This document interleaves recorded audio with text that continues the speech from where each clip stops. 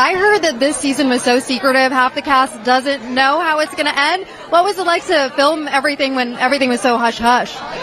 You know, yeah, it was difficult for me, partly because I felt guilty because I did know everything. I had the scripts at my house and had read them and everything, but it was good too. I was able to give some actors some context that was needed for them to play the scenes fully.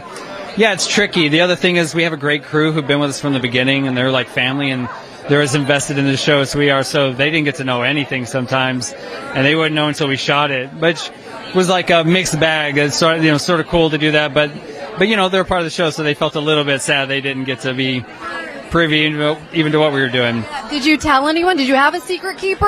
No, I didn't tell anybody, not even my family. Yeah, so I'm excited for this to come out. Of course, and another big talking point for a lot of people, Kevin Costner's absence. How do you think that the audience will react to John Duttons' fate? It's going to be difficult. I think a lot like for Jamie, his whole focus in the world was on John Dutton, and I think at times the show feels like that. And, we definitely, we miss him. He's a huge part of the show, and he's a great guy to have around, and wonderful to work with. And so, I wish him all the luck in the world, but we definitely miss him.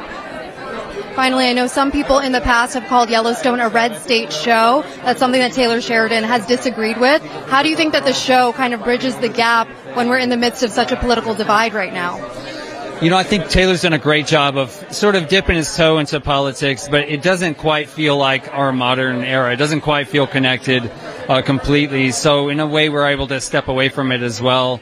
It feels like everybody's interested in this show in some way or another. It's speaking to everybody. So I have a hard time calling it a red state show for that reason too. I know it's rural. I know it's in a red state, but I think that it's too simplified. It's much more complex and much more about people than it is about politics.